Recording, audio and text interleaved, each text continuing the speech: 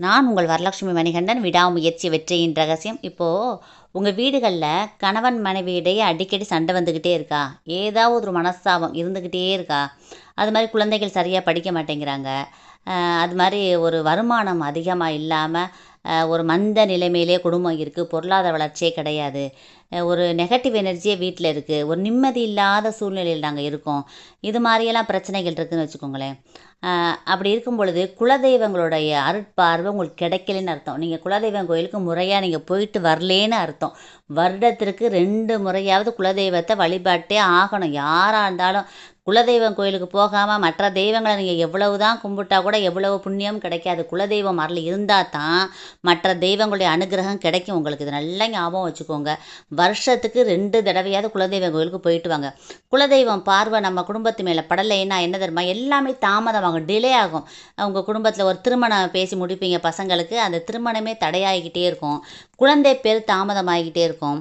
அது மாதிரி ஒரு வீடு கட்டணும்னு நினைப்பீங்க, வீடே கட்டவே முடியாது. அது மாதிரி சின்ன சின்ன தடங்கல்கள் வந்துக்கிட்டே இருக்கும். நிம்மதி இல்லாமையே இருப்பீங்க வீடுகளில். எவ்வளவு பணக்காரலாக இருந்தால் கூட மனசுக்குள்ளே நிம்மதி இருக்காது.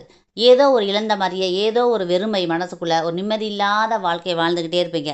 அப்படி இருந்துச்சுனாலே உங்கள் வீட்டில் குலதெய்வத்தோட அனுக்கிரகம் குறைவாக இருக்குன்னு அர்த்தம். அதனால் கண்டிப்பாக குலதெய்வ கோயிலுக்கு வருடத்துக்கு 2 முறை போயிட்டு வாங்க. வருஷத்துக்கு தீபாவளிக்கு பொங்கலுக்கெல்லாம் ட்ரெஸ் எடுக்கிறோம் குழந்தைகளுக்கு எல்லாருக்கும். அம்மா அப்பா, நம்மளுடைய அக்கா தங்கச்சி அண்ணன் தம்பி மாமனார் மாமியார் எல்லாருக்கும் ட்ரெஸ் எடுக்கிற மாதிரி குலதெய்வத்துக்கு ஒரு பட்டு பட்டு எடுத்து வச்சிடணும். குலதெய்வத்துக்கு நம்ம ஜவுளி கடைக்கு போகும்பொழுது, ட்ரெஸ் எடுக்க போகும்பொழுது குலதெய்வத்துக்கு தான் எடுத்து வச்சிடணும். வச்சுட்டு வருஷத்துக்கு ஒரு தடவை அபிஷேகத்துக்கு நல்லா கொடுத்துடணும்.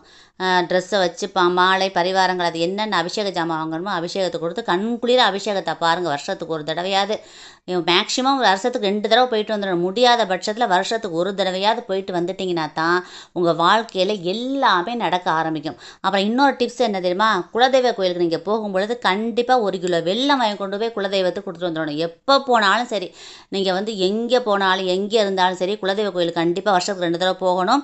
போகும்பொழுது வெல்லம் 1 கிலோ வாங்கி கொண்டு போய் கொடுத்துட்டிங்கனாலே உங்களுடைய கர்ம வினைகள் எல்லாமே அப்படியே கரைய ஆரம்பிச்சிடும். அந்த வெள்ளத்தால் நைவேத்தியம் பண்ணுவாங்க, ஏதாவது பிரசாதம் செஞ்சு சாமிக்கு, அதை பக்தர்கள் கொடுக்கும்பொழுது அதை சாப்பிடுவாங்கள்ல, அந்த உமிழ்நீரோடு கரைந்து அந்த பிரசாதம் இறங்கும் பொழுது உங்களுக்குள்ள தோஷங்கள் கர்ம வினைகள் உங்கள் 7 ஜென்மங்கள் நீங்கள் செய்த பாவங்கள் எல்லாமே நீங்கிறதா ஒரு ஐதீகம் இருக்குது. அதனால் குலதெய்வ கோயிலுக்கு எப்போ போனாலும் வெள்ளம் வாங்கி கொண்டு போய் கொடுங்க. வருடத்துக்கு 2 முறை குலதெய்வ கோயிலுக்கு போயிட்டு வாங்க. அப்படி போயிட்டு வந்துட்டிங்கனாலே உங்கள் வாழ்க்கையில் எல்லா தடைப்பட்ட காரியங்களும் சுப நிகழ்ச்சிகள் நடந்து வந்து சேர்ந்துடும். எதுவுமே தடை இருக்காது, எல்லாமே நல்லதாக நடக்க ஆரம்பிக்கும். இதை ஃபாலோ பண்ணி பாருங்கள் வியூவர்ஸ். தேங்க்யூ. இந்த பதிவை எல்லாருக்கும் ஷேர் பண்ணுங்கள், கமெண்ட் பண்ணுங்கள். எல்லோரும் நல்லா இருக்கணும் ஃப்ரெண்ட்ஸ். Thank you friends. வாழ்க வளமுடன்.